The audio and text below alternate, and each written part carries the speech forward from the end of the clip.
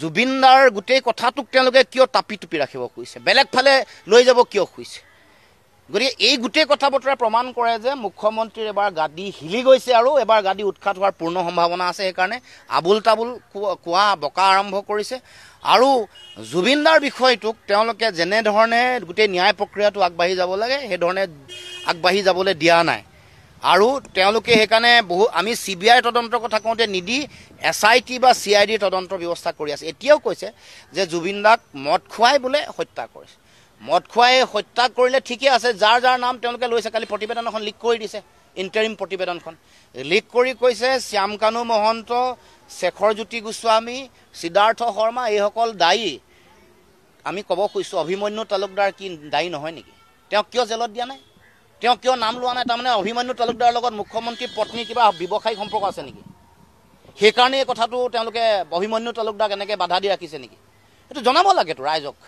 যদি ইয়তখনত মদ খোৱাৰ কাৰণে জুবিনদাৰ হত্যা বা মৃত্যু বুলি ধৰা হৈছে, ইয়তত থকা 16জন মানুহক কিয় এৰেষ্ট কৰি ৰখা নাই অসমত? আমাৰ এইটো ডাঙৰ প্ৰশ্ন।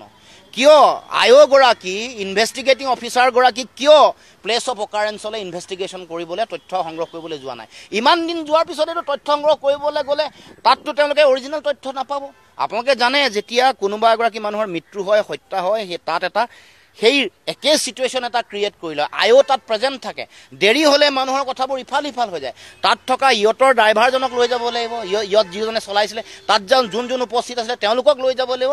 তেওঁলোকৰ যোগেদি গোটেই কথাটো সুধি এনকুৱাৰী কৰা হয়, কেনেকৈ আছিলে, ক'ত কি কৰিছিলে, কেনেকৈ জঁপিয়ালে, পিন্ধিলে নে নাই পিন্ধোৱা ইনষ্ট্ৰাকশ্যন দিছিলে নাই। সেই চিটুৱেশ্যনটো আজি মানে 2 মাহ যেতিয়া সম্পূৰ্ণ হ'বলৈ গৈ আছে, এতিয়া এইটো দিনলৈকে মানুহবোৰৰ মনত নাথাকিব। কাৰণে পূৰা মানে এইটো যে তেওঁলোকৰ শিথিলতা আছে, ইয়াত যে উদ্দেশ্য লক্ষ্য আছে, আৰু এইটো হত্যা বুলি কৈ থকাটোৰ লগত মুখ্যমন্ত্ৰীয়ে আচলতে আমি জানিব কৈছোঁ, তেওঁ যে কৈছিলে যে তেওঁ নৰ্থ ইষ্ট ফেষ্টিভেলৰ লগত কোনো দূৰলৈকে সম্পৰ্ক নাই। এতিয়া সম্পৰ্ক আছে বুলি 2খন পত্ৰ ওলালে।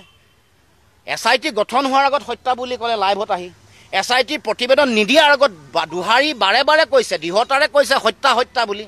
আমি এতিয়া সুধিব খুজিছোঁ, আপুনি যে হত্যা হৈছিলে এইটো কথা আপুনি জানিছিলে নেকি? হত্যা আপোনাৰ জ্ঞাতহাৰে হত্যাটো হৈছিলে নেকি? এইটো কথা অসমৰ ৰাইজে জানিব খুজিছে। কাৰণ তেওঁ নাই বুলি কোৱাৰ পিছত, সম্পৰ্ক নাই বুলি কোৱাৰ পিছত নৰ্থ ইষ্ট ফেষ্টিভেলৰ লগত তেওঁ সম্পৰ্ক ওলালে। হত্যা বুলি তেওঁ কৈ আছে।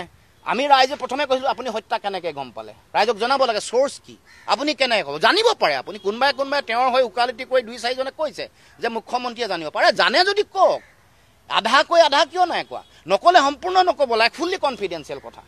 গতিকে এই যে কথা বতৰাবোৰ কৈ থাকে, আৰু যোৱাকালি দেখিছোঁ তেওঁ এইবোৰ বিভিন্ন SOP আনিছে।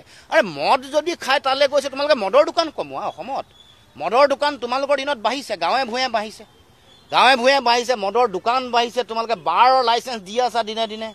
বিভিন্ন মানে গাঁৱে ভূঞে মদৰ চাৰিওফালে বেহা কৰিছে। এইটো বন্ধ কৰা, নিয়ন্ত্ৰণ কৰা। এই কামটো কৰিব নোৱাৰে, কিন্তু তেওঁলোকে SOP দি মানুহক তালৈ যোৱাটো বাধা দিব খুজিছে। মূল কথাটো বাধা দিব খুজিছে। আৰু সেইকাৰণে বিভিন্ন মানুহৰ লগত ভূপেন হাজৰিকাৰ লগত কেতিয়াবা মাটিটো কম্পেয়াৰ কৰি দিয়ে। কম্পেয়াৰ কৰাটো উচিত নহয়। ডক্টৰ ভূপেন হাজৰিকা এটা সুকীয়া সত্তা, জুবিনদাও এগৰাকী জাতিটোৰ কাৰণে সুকীয়া সত্তা। তুলনাও কৰিব নালাগে, মিক্সো কৰিব নালাগে, দুইটাক পৃথককৈ ৰাখিব লাগে। দুগৰাকী বেলেগ সত্তা অসমৰ জাতীয় জীৱনৰ কাৰণে। আৰু যিটো কাম হাগ্ৰামা মহিলাই ডাঙৰীয়াই কৰি দেখুৱালে, অসমৰ মুখ্যমন্ত্ৰীয়ে লাজ পাব লাগে। যিমান আহল বহলকৈ কৰিছে, যিমান ভালকৈ জন্মদিন পাতিছে, যেনেকৈ মাতি দিছে, মই কৈছোঁ যে অসমৰ মুখ্যমন্ত্ৰীয়ে হাগ্ৰামা মহিলাৰী ডাঙৰীয়াৰ পৰা শিকিব লাগে, শিকাটো প্ৰয়োজন। আমি আনুষ্ঠানিকভাৱে অসম জাতীয় পৰিষদে হাগ্ৰামা মহিলাৰী ডাঙৰীয়াক আমি অশেষ ধন্যবাদ জনাইছোঁ। আৰু এই প্ৰাণৰ শিল্পীগৰাকীক সন্মান দিয়া কামটো তেওঁ যাতে আৰু ভালকৈ বিশালভাৱে কৰে, পৃথিৱীত যাতে মুখ্যমন্ত্ৰীয়ে এই দায়িত্ব পালন নকৰিলেও যাতে হাগ্ৰামা মহিলাৰীয়ে এই দায়িত্ব পালন কৰে, তাৰ কাৰণে আমি আহ্বান কৰিছোঁ।